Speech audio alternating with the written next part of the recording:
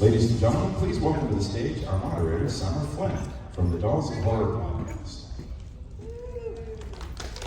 you guys don't like me anymore. Oh.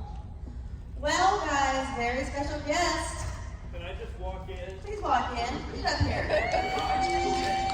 I got music for you.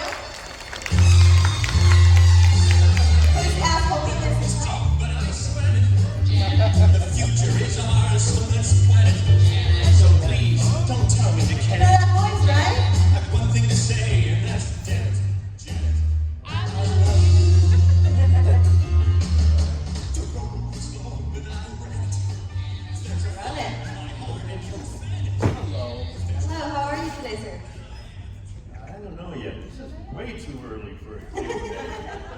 Are Amen. you guys awake? No. Oh, yeah. You're still hungover from last night, aren't you? You are? Raise your hands if you're still hungover. Oh, okay. That's pretty good. The rest of you are, what? Are you teetotalers or you just do a lot of drugs? You know, I don't know. You're very colorful. Thank you for doing that. Who are you? Turn around. Turn up. Oh yeah. I know nothing about this genre. I don't really watch these movies because I have a wife, and they scare the shit out of her. So I can't. Even if I want to see one, I'd have to wait till she was gone somewhere, and then by then I'm doing my hobbies or things. Because I'm a ceramicist, I'm a potter, and I'd rather spend the time in my studio than freaking myself out on horror movies.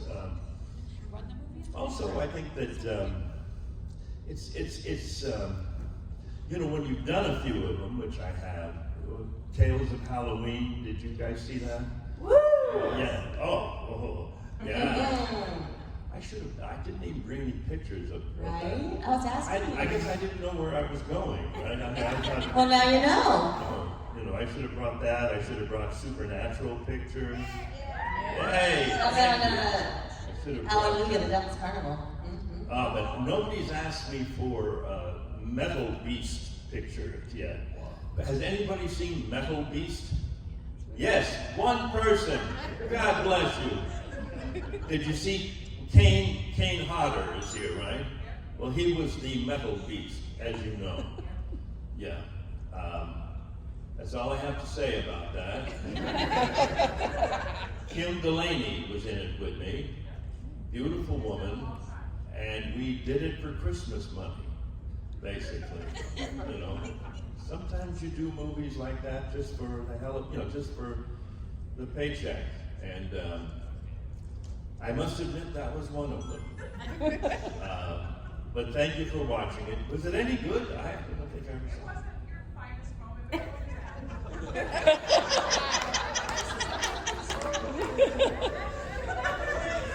Woo! We got a snack.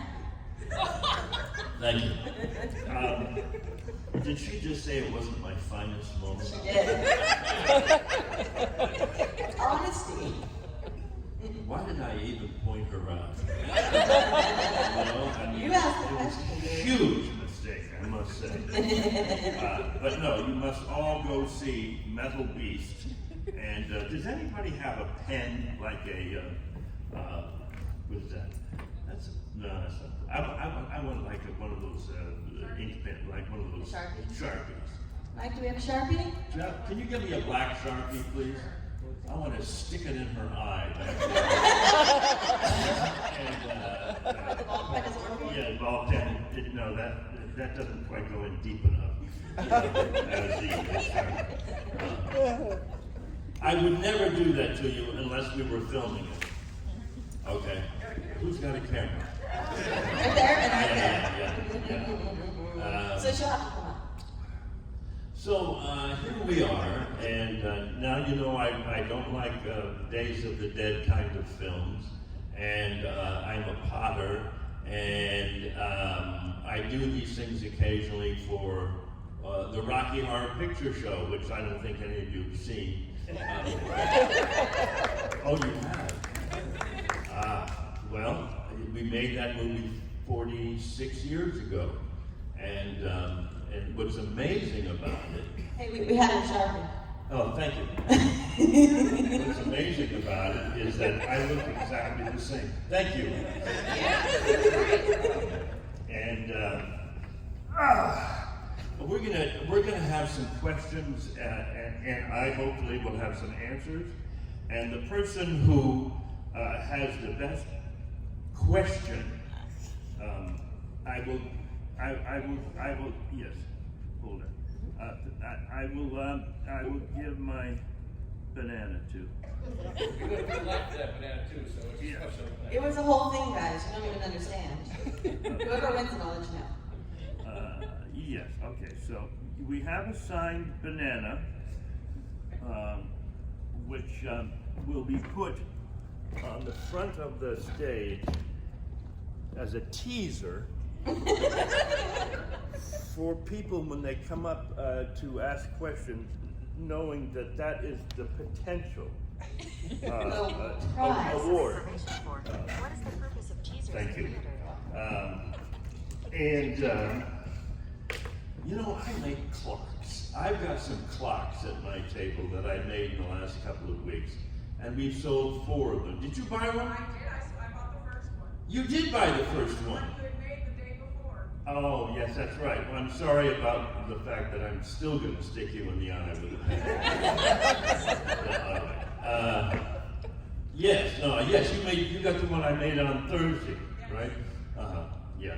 So if you want a really nice remembrance of this incredible hour that you're going to have with me, come buy one of my clocks, or I sell my underwear, and my wife is very proud of me, and I say to her, it's putting the kids through college, you know, my selling my underwear, so just shut the fuck up. You know, I mean, she can't sell her underwear. Well, she could, but that would be really creepy. Okay, enough about the underwear, enough about the banana.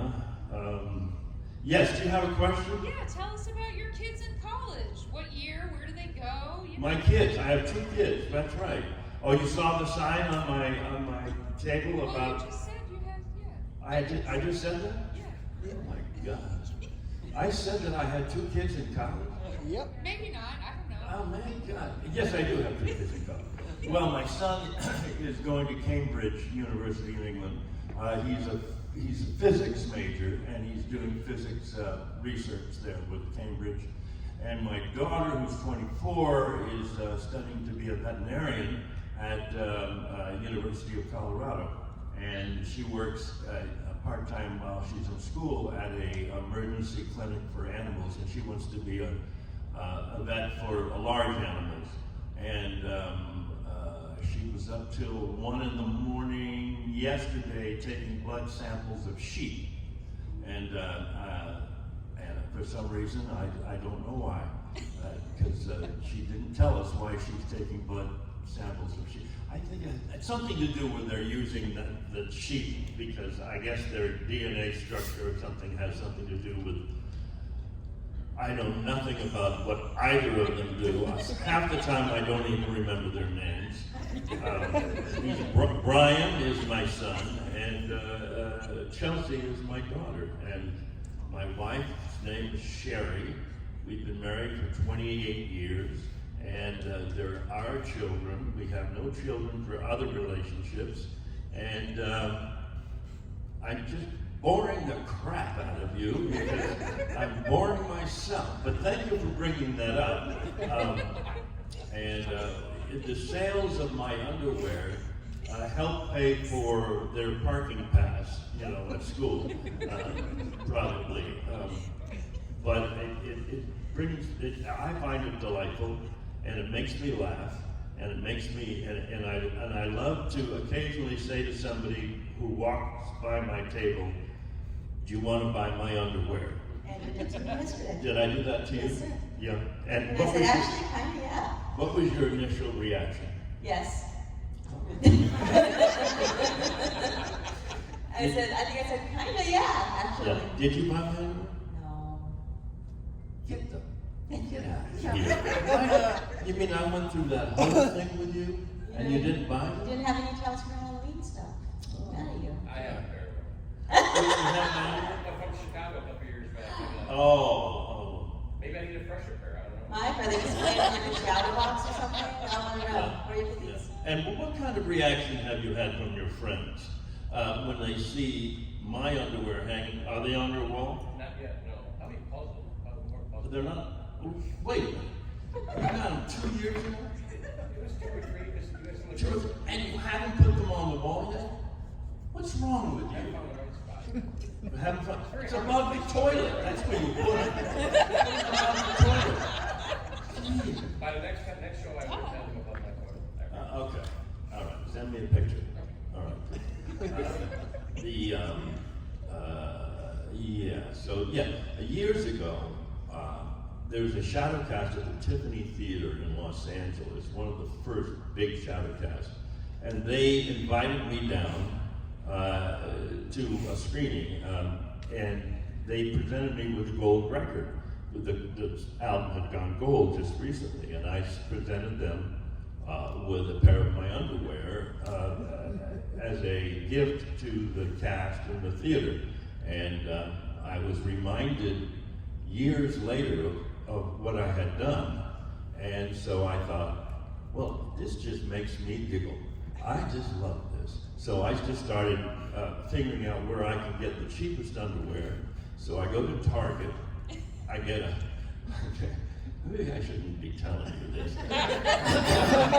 But It yeah. doesn't have to look like the one's yours. It has to be a very specific type. Oh, they do. They have to be fruit of the loom. That's right. Because I think that's what I wore in the movie. I think I go, well, it makes me laugh. It makes me laugh, so that's all. It fills me with joy. What? It fills me with joy too. Does it? Yeah. Good. Yeah. I'm welcome. How are you guys? Cool. My God. You've missed nothing. Nothing. I've just been bullshitting here for the last 20 minutes and drinking coffee. But you're here. Do you have a question for me? But you don't know. First of all, you don't know what the award is going to be for the best question. Okay. I have a signed banana. A signed banana. And whoever comes up with the best question gets the signed banana. So put your heads together, all 5 of you. Come up, you're putting them together. That's very little. That's good. Good, so come up with a good question. The question about my children? No. I mean, it was informational. Thank you. Thank you very much. And I remembered their names, right? Yeah. Yeah, good, okay. Do you have a question back here?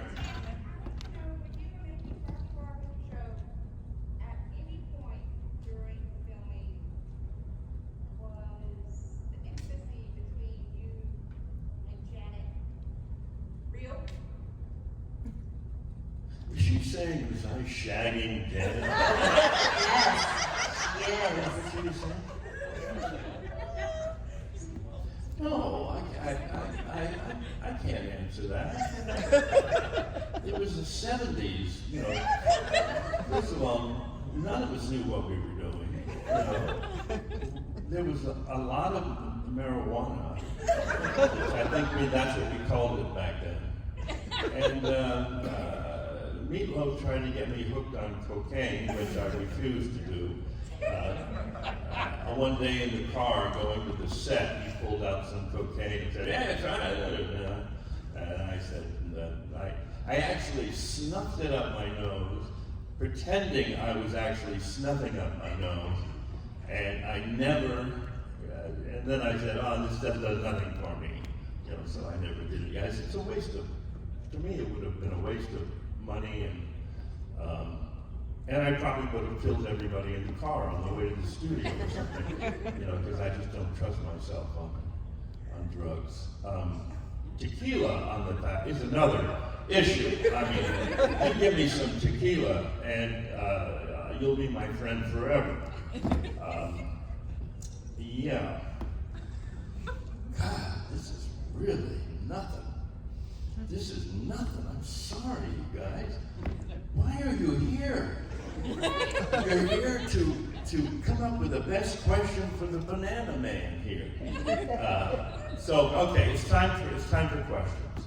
Yes. Do you wear the underwear before selling it? Do I wear the underwear before selling it? I would do it for you, but I would charge you double. Yeah. Not quite a banana question, but sort of apropos to a banana question. Yeah, I'm sorry, go ahead. Have you ever done a photo op in just the underwear? A photo op with just, no, but I've done photo ops where people have bought my underwear and they put them on their head. And those are some of the funnest photo ops where, and I say, I'll sell you my underwear, but you have to walk around the convention with my underwear on your head like a hat. And they do it. What's wrong with you people? My God, they'll just do anything. And then if they have like a professional photo op, they'll put it on their heads. And why not? We're here to have fun, right? I mean, that's it. We're not here to do anything else other than enjoy ourselves. I'm not so sure that that's a banana question. We're going to put them all in the hopper. We're going to put it in the fruit basket toward the end. All right. Anybody else? Yes. How did you get the role as Brad, or what was the audition process like? I didn't audition. They just offered it to me. I went and met them when it was being done in L.A. at a theater there. The Roxy, right? Was that? The Roxy. The Roxy, right. And it was the casting director, a guy named Joel Thurm, who cast a lot of the big movies in the 70s. He cast Grease and a couple other of these big ones. And he's actually writing a book on being a casting director during that era. And it should be quite fascinating because he knew everybody, and he's willing to say anything because he's got nothing to lose. He's no longer casting, and so he was close friends with my manager, Bob Lamond, who handled myself, Travolta, when Travolta was quite young, Patrick Swayze, a bunch of other guys, sort of young guys from the theater, and his idea was that he would put me together with Susan, and so we had us both come in to just meet them one afternoon at the theater. Meet them, meaning the director and I guess the producers, and I didn't have to do anything other than say hello, but they asked Susan to sing Happy Birthday. And I think she already had the part. Nobody really knew it, but they just wanted to see if she could carry a tune at all. And I thought she did a good job. I mean, I thought her tone and her singing voice was just perfect for Janet.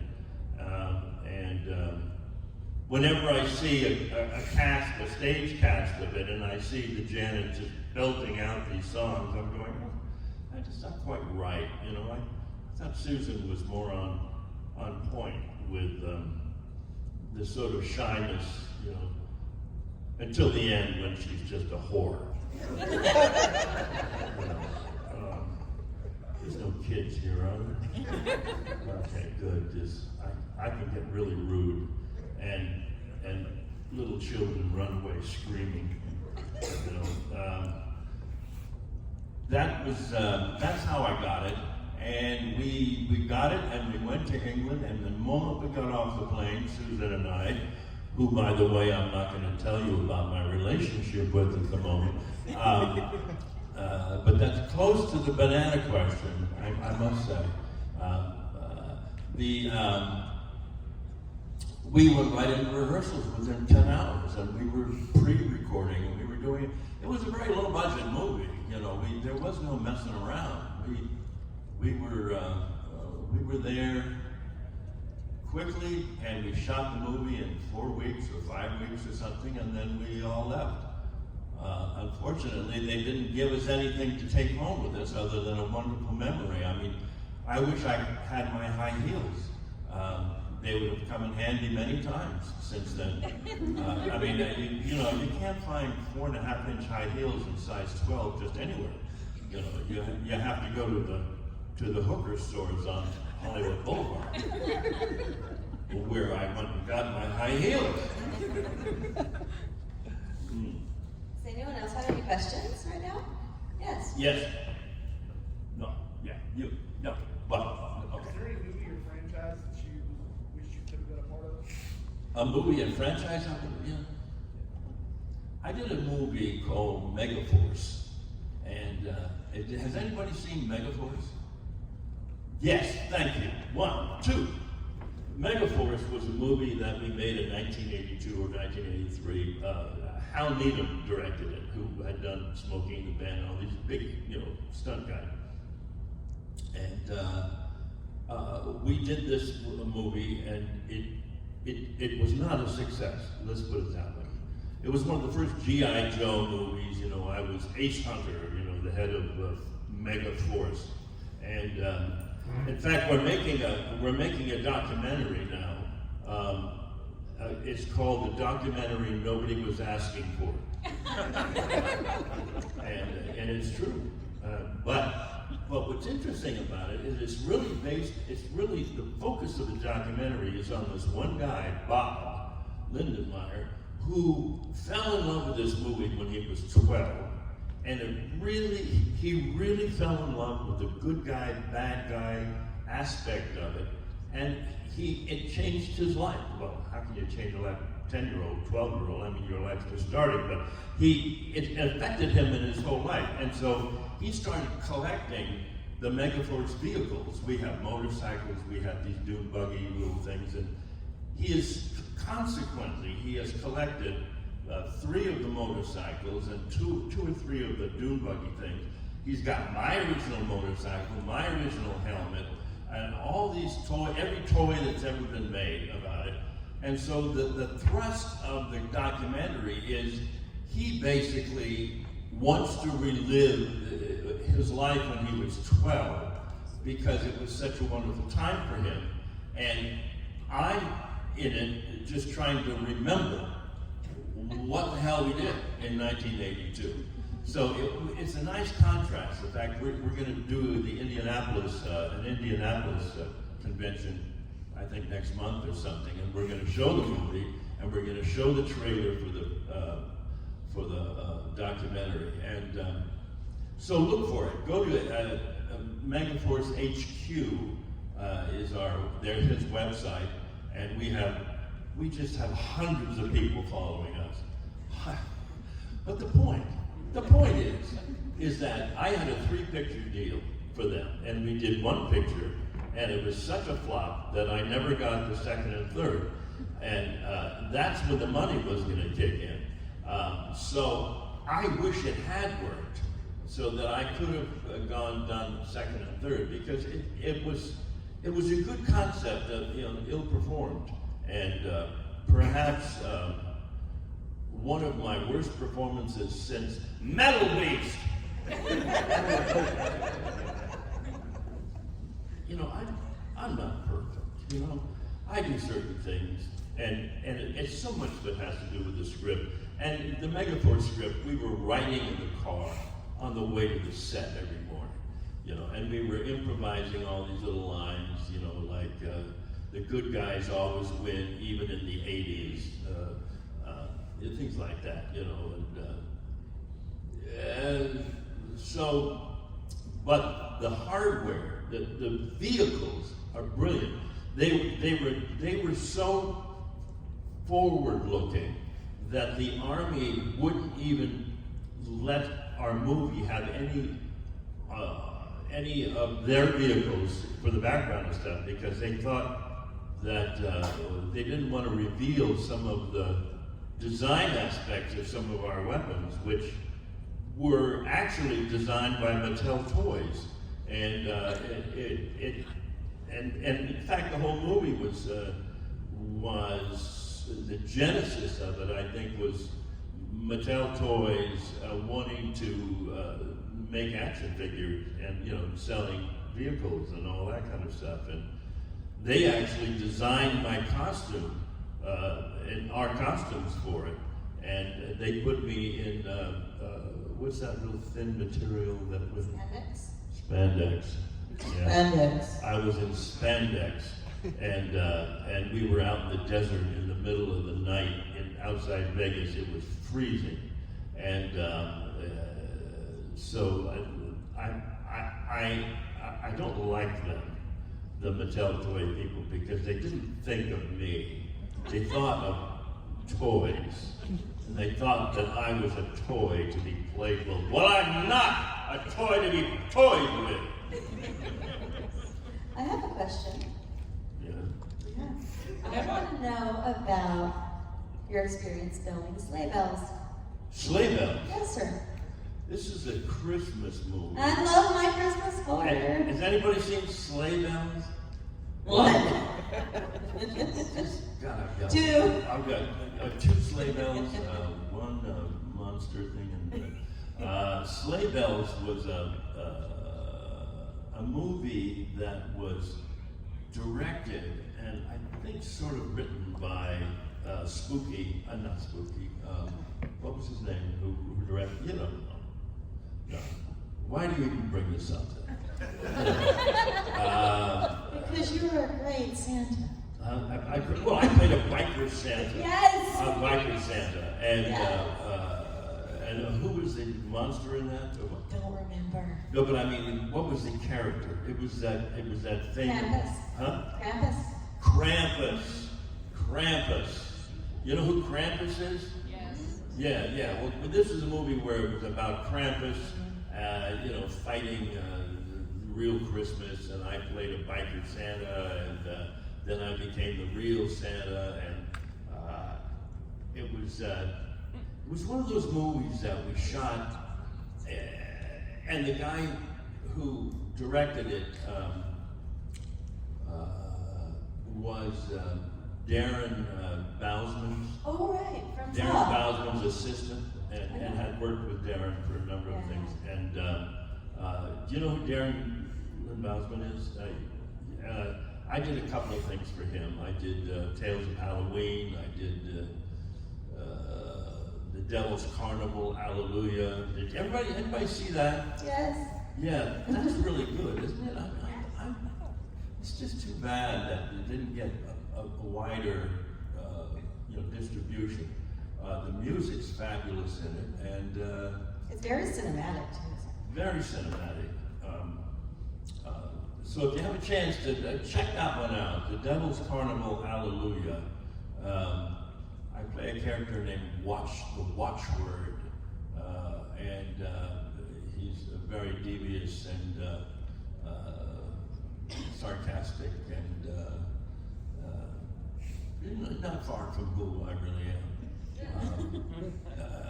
Yes, the Watchword. So, but getting back to Sleigh Bells. Sleigh Bells was such a low-budget movie. I mean, I think Darren kicked in, $10,000 or something for it, and we didn't even have enough money to finish it, and it took him 2.5 years to sort of finish it and finally get it distributed. And then 4 people saw it. I think the 4 people in this room saw it. So all 2 of us.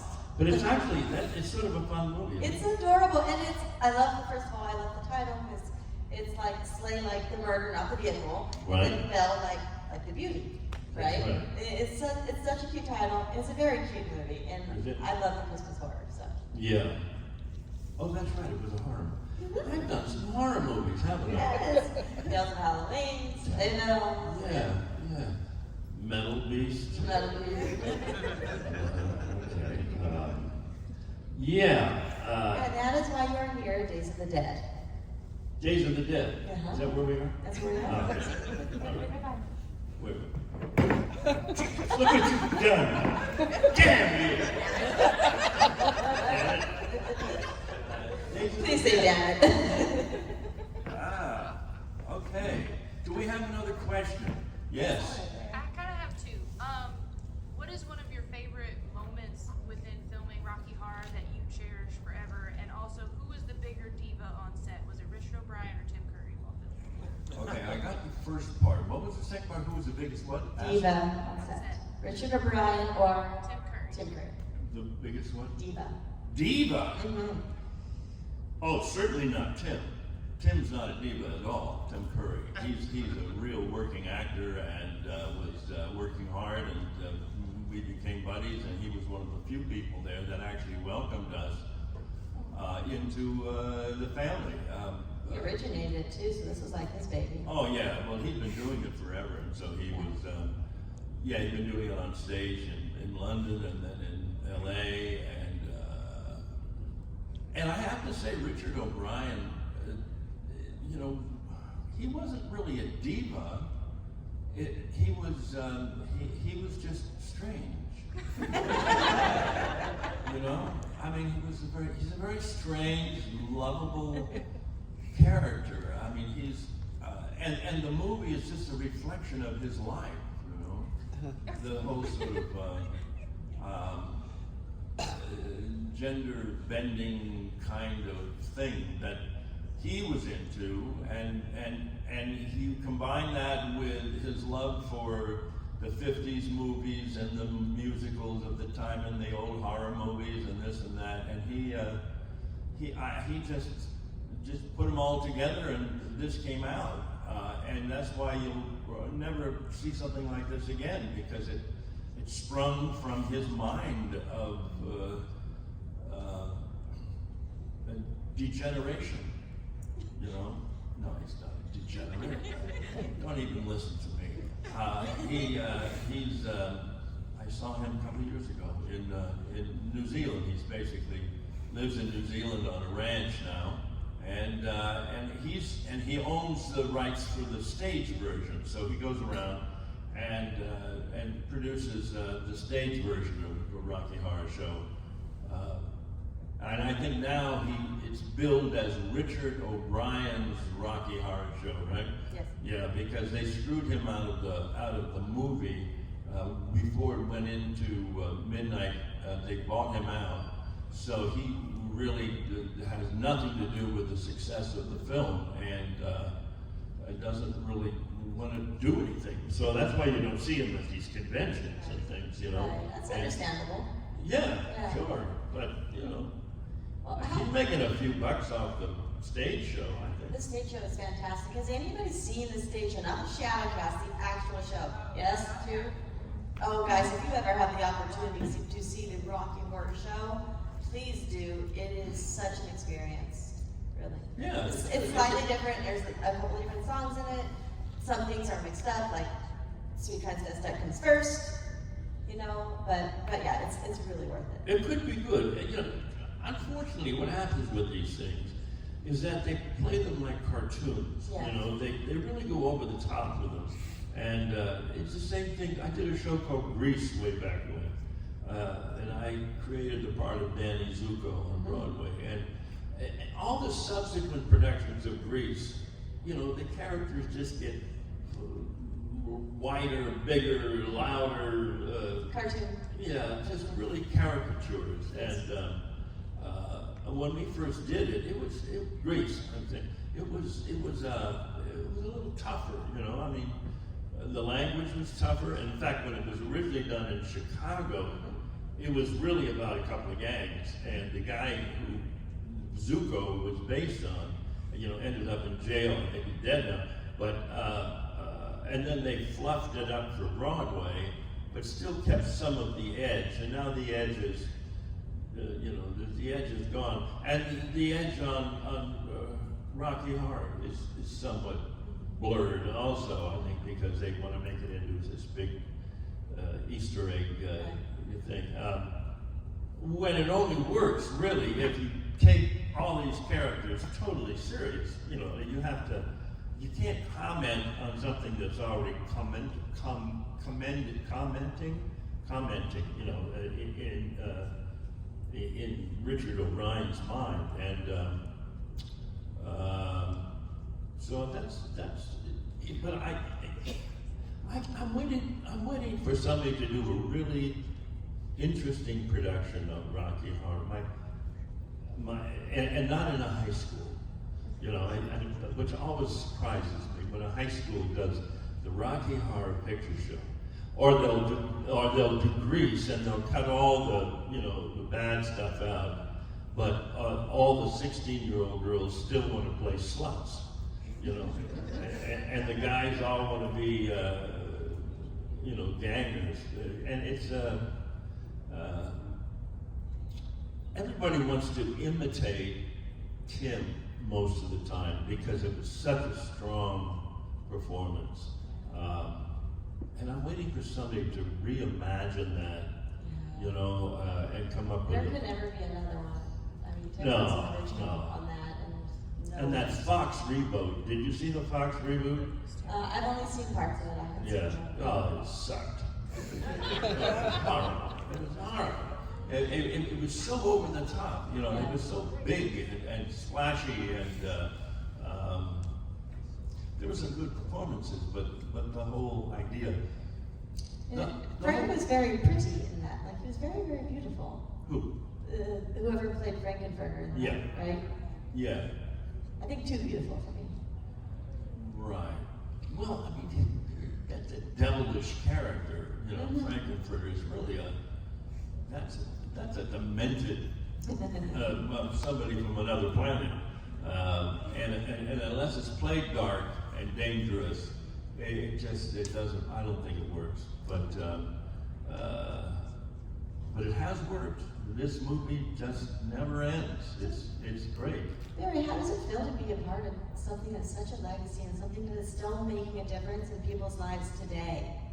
Well, that's the thing. I mean, that's I think we're most proud of, is that it's affected, you know, society in some small way, and being more accepting of the differences between us, sexually and Whatever the socially. difference is, it doesn't matter. Don't dream it, be it, right? Yeah. Yeah, it doesn't matter how, because everyone's different, and we all sometimes feel weird, right? No matter what that weirdness Right, is, and right.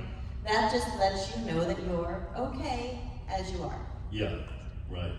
Well, and I love these shadow cats that go out, and all shapes and sizes will get up on stage and just do their thing. And I just love these kids. You know, I'm their Uncle Barry. You know, with these shadow cats, and if they only knew that Uncle Barry was leering at them from the side. He's not. Yes, he is. No, he's not. But to see these kids, you know, work through a lot of their insecurities and their inability to just be in front of people and be who they are, as you say, it's to me it's. I really love them all for doing that, and the society that they have created around the world. These casts, you know, you could go to Germany, you could go to Japan, and find your people. You know, It's kind of like coming to a horror convention, you know? Some of us have been friends for a while, but the only time we get to see each other is at Days of the Dead Atlanta, or Chicago, or wherever, and it's just one big reunion, and it's like we're with our tribe again. And we don't do that anywhere else, am I wrong? No? Yeah? No? Oh. Well, yeah. Any other questions? Since apparently you haven't had enough tequila to answer the question about Shaggy and Janet. About Shaggy and Janet? Yeah, maybe you answered if we were Shaggy and Frank. Shaggy and Janet. Only in the movie. And he was a great kisser. So it wasn't all bad. It wasn't all bad, you know. He was very respectful, you know, of my privacy, I think it's why we became such good friends, because of what went on behind that curtain. I talked to Michael J. Fox, which was right before Tim Curry had his own medical problem. Do you still talk to him as well? Oh, Michael J. No, Tim Curry, do you still talk to him now? I talk to him. I'll see him at a convention or something, and unfortunately, since he's had a stroke, it's really hard for him to get around. He has to have a handler, and he has to have a nurse, and he has to, you know, it's hard on him. So I don't speak to him too much because I know that he had just a limited amount of energy, and he'd rather give it to the fans. But Tim is a lovely guy, has a great sense of humor and wit, and if you ever get a chance to see him or have a picture taken with him or watch him in a Q&A like this, I think you'll be delighted. He's a great guy, and he's starting to get back to some voiceover work, I think. Yeah, he's got a little studio I set up in his place in LA. It's taken him a long time to get that mind, vocal, to get together. But he has such a distinct voice, and It's a beautiful voice. yeah. So I think he'll still do that, but you know, he's unfortunately not going to be doing Spam-A-Lot anytime soon. You know, he can't. I saw Tim Curry in Spam-A-Lot on a preview in Chicago before it went to Broadway. We were like 15 rows from the center, and it was a very magical experience. It was probably one of the best things I've ever seen in my life. It was so surreal. He's such a hero to me ever since I was a child. The Worst Witch. Anyone? You didn't know? Yeah. And I have all of his albums from the 70s and 80s, not just rock and roll, but the other music, and oh my gosh, it was magical. He embraces talent. I mean, he is so wide. He has such a wide range in his personality to be able to do that clown. And then go ahead and do Clue. You know, where he's like non-ending, and talk, you know. Yeah, I never started, so. And I'm about to start a show, I think, with Leslie Ann Warren. Do you know who she is? Yeah. She was in Clue. She was also in another movie with Tim Curry, though I don't think they had any scenes together, called Wolf Girl. Has anybody seen Wolf Girl? Thought not. Anyway, Wolf Girl? Wolf Girl. Who was in that? Tim Curry and Leslie Ann Warren. You're kidding. No, I'm not. I'm telling you. It's streaming on Tubi. Check it out. Really? No, it was like originally an NBC movie of the week, maybe 20 years ago, like maybe a little longer, even maybe 98-ish, and it holds up. It's about a sideshow, a freak show, and I'll have to look at it. it's a lot of fun. It really is a lot of fun. I recommend anyone to watch it. Well, Leslie Ann Warren is such a lovely actress, you know, and we worked a couple of times together. We did Girlfriend's Guide to Divorce. She played my wife in that, and a couple of we just did a movie called Lady Parts about a month ago that she produced and starred in. And we're discussing with Ernest Thompson, who wrote On Golden Pond, to do a tour of that. Her and I, and Ernest would direct it, and we put together a real first class. I couldn't see that. You know, so do you guys know On Golden Pond? I mean, it's a real sort of American classic, and I think Ernest Thompson, who wrote it, got an Academy Award for it, wants to not reimagine it, but just freshen it up a bit, and so he'll direct it. I'll play Norman, and she'll play Ethel or Edith or whatever. I should read it, shouldn't I, before I do it? Yeah. So, I mean, that's what we're sort of working towards now. Guys, we have time for one more question, about 5 minutes. Yeah. I saw that guy over there. He's been really wanting to ask one. So, That's a non-banana question.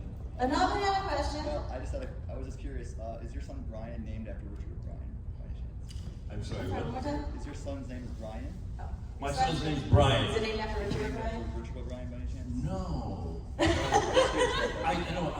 I'll tell Richard O'Brien that. My daughter's name is Chelsea, and her name is sort of based on a director friend of mine, Peter Chelsom, who's English. And no, I wanted two Irishy kinds of names. My wife wanted to call, I think, would call them, you know, Kansas and Wyoming or something, you know, and I said, no. You know, I mean, I know when I do these events occasionally, somebody comes up and says, well, do you sign, can I sign it, something to them? And I go, well, okay, what's your name? And they go, Lisa. And I'll go, okay, how do you say L-S-A? Oh no, it's Lyessie. I go, oh, you just must hate your parents, you know, for giving you that. So we wanted a couple of names that were easily, you know, hi, my name's Brian, with an I, not a Y. Right. You know, and anybody, if I see a Brian with a Y, I always tell them, you know, that's wrong. You shouldn't. Is there a Brian with a Y in the room? Good. Yeah, you shouldn't be. You shouldn't be. Let's see, is there any other thing? Okay, we need a banana question. Who has a banana question? You pick. Yes. So you said that all shapes, sizes, everyone's playing different characters in Rocky Horror. What would you say is the key to capturing the essence of Brad? The key to casting Brad? Yeah, just capturing that character. Like what, you know, what's the essence of it? Well, that's interesting. That's almost a banana question. Trying. Now I have to come up with a banana answer.